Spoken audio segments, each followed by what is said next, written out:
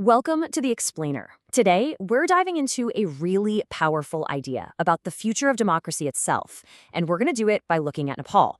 We're exploring this scenario where its government basically imploded back in 2025, and then this super bold proposal to make sure that never, ever happens again. All right, so just look at this contrast. It's really stark. On one side, you've got the sheer electricity and hope of 2008. I mean, Nepal just got rid of a 240-year-old monarchy. The air is thick with the promise of a new Nepal, one that's inclusive, prosperous, you name it. And then you look at the other side. Just 17 years later, a parliament literally in flames. It's just this tragic gut punch of a symbol of that broken promise. Now, a collapse like this doesn't just happen overnight. No, this was a slow burn. You see, after the monarchy fell in '08, this new, really divisive constitution was put in place in 2015, and it just created friction from day one. And it all came to a head in 2025, when a youth-led revolt, sparked by, of all things, a social media ban, brought the whole system crashing down. So the big question is, what went so horribly wrong? Well, according to the analysis we're looking at, the failure really boils down to two core issues. You've got this catastrophic crisis of leadership on one hand, and on the other, a constitutional blueprint that was, frankly, flawed right from the get-go. So let's talk about the leadership. The political class, a lot of them came up during the rebellion, but they never really switched gears to a culture of democratic service. Instead, you had this tiny circle of elites who basically captured the whole system. They played what's described as musical chairs with the prime minister's job, leading to just chronic instability. And with that came this culture of impunity, where massive corruption just went unpunished. You can imagine what that does to public trust. It just completely evaporated.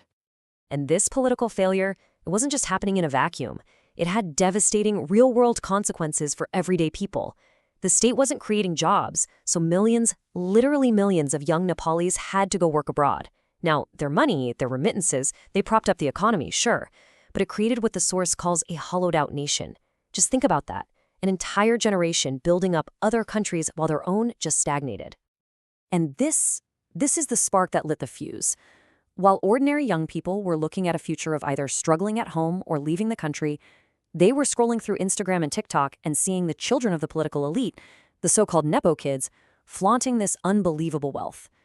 That visual, that hypocrisy, that feeling of betrayal, that became the flashpoint for the protests in 2025 that just set the whole country on fire. But, it wasn't just the leaders.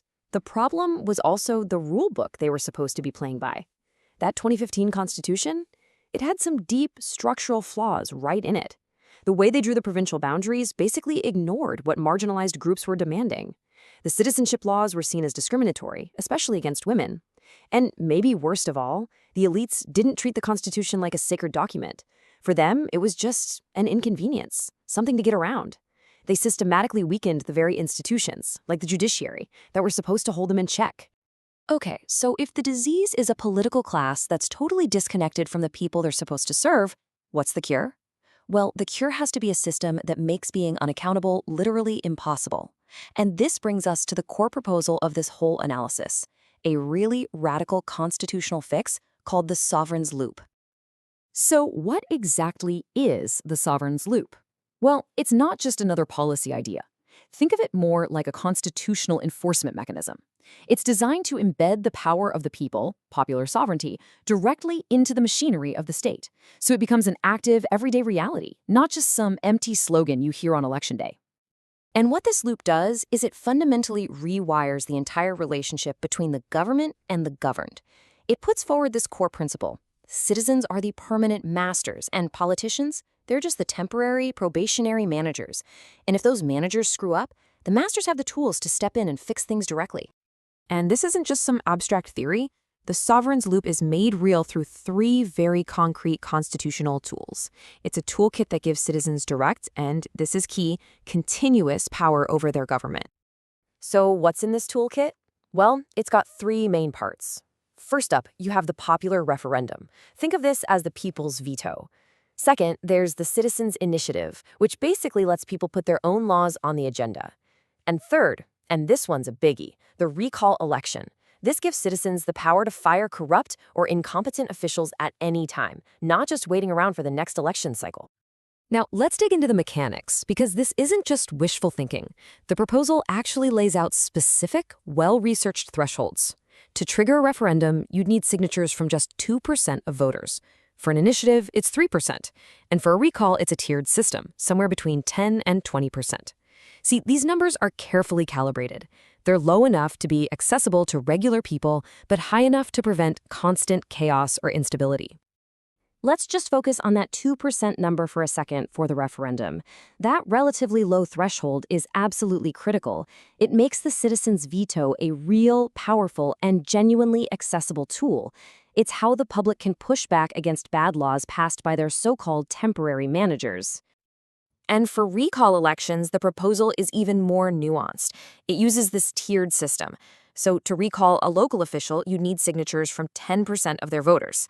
But to recall the prime minister, that's a much higher bar, 20% from all across the country. And that makes sense, right?